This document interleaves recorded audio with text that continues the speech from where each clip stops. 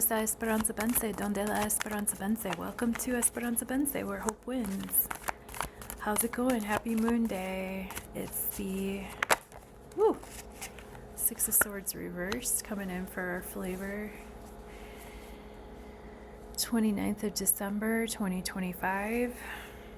Six of Swords reversed is that for me, Six of Swords reversed represents the grass is always greener card. This is a card where we think that we're going from something to something better. We think we're going from something chaotic to something less chaotic, when the fact of the matter is wherever you go, there you are. And whatever rivers that we cross, whatever grasses that we decide to pasture ourselves in, whatever grasses we decide to smoke or whatever. Basically, with the Six of Swords reversed, we might have to either slow our roll a little bit as far as thinking that we're going to cross some river or cross some causeway to another situation, or it could just be like, hey man, just because things seem better over there, and just because, gosh, Six of Swords reversed, it really reminds me of this live stream that I was watching. This guy who I consider to be one of my teachers really was doing a live stream, and the thing is sometimes in this spiritual game, there'd be some players that are like, oh yeah, I want to ascend, oh yeah, I don't know, man. I don't know how I always feel about people just not appreciating where they're at right now. Trust me, you should check out on my post page. I just put up this website that I used to have years ago. I totally forgot about it, but it's poetry, and I wrote this poem many years ago, and it's called Be Happy. Maybe I'll link it down there. Links below. Be happy, because the shit could get much worse than this. Don't think that you're gonna necessarily cross into something better. We're all gonna cross into something different. That's a fact. Change is a fact. But just because it's different doesn't mean it's gonna necessarily be better or worse or more chaotic or less chaotic. And just because something's chaotic doesn't mean it's bad either. So all of that to say that this is flavoring our reading for today, Monday, the 29th of December, 2025. Thank you so much for being here with me and for fine-tuning your free will and intuition. I really appreciate the opportunity to read these cards. I never meant to do this, and here I am, 20 years later.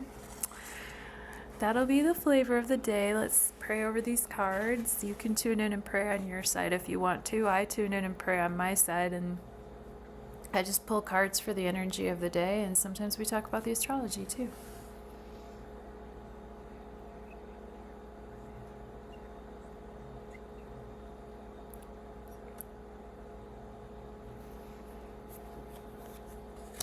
Your past, present tense, and near future. And this is all right now, because this is the quick hits. We do once monthly 10 card Celtic cross, where I get a little bit deeper into the meanings of the cards, and the message gets a little bit more long-winded and intricate and detailed. I also talk about the astrology of the new and full moon, and I've been doing something that I really love, which is a podcast with our friend, Raffi Dahl from Night's Light at Classy Raffi on X. You should check my homepage, and you can check out what we said about the new moon, and then we'll be talking about the full moon soon, because that's this week. Two of Pentacles reversed means, now's not the time to be working on a hustle and a side hustle. Something might suffer. Now's the time to focus and to dial in on something specific and go with it. If you're trying to juggle too much, you might drop the ball. So now is a really good time. Capricorn is a good time to focus and take things step by step. Gemini season's a good time to do two things at once.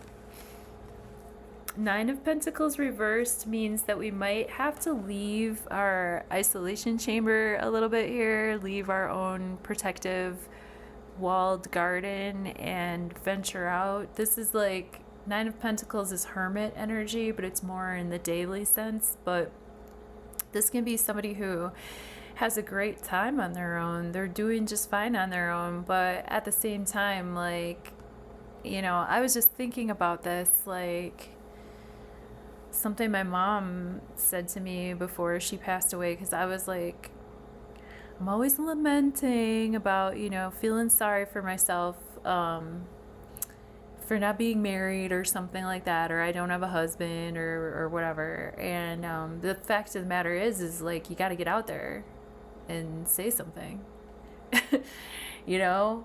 But like, it's kind of a self-fulfilling prophecy when you just want to like chill, you know? But with the Nine of Pentacles reversed, this is an ask for more openness. This is an ask for more partnership energy. And this is an ask for us to leave our comfort zone a little bit and leave the confines of like what we think we're going to make for ourselves and maybe partner up with others. With the Two Pentacles here, you know, Capricorn energy is earth energy. That's builder energy. So it's kind of cool. Then we got the Hangman coming in, our only major for Monday. And the Hangman is basically having to surrender to the truth, having to gain enlightenment and surrender to the truth. This is 12th house stuff here.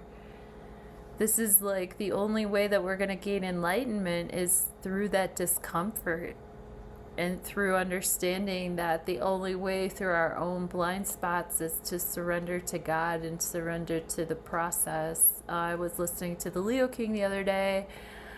On one of his videos, he was talking about, you know, the shift from Pisces into Aries. It's like from the 12th house into the first house energy, which is the 12th house is hidden and it's not active. It's where you have to surrender and suspend your own personal exertion in order to gain enlightenment. And when that enlightenment is gained, you will have this light to carry with you into Aries, God willing.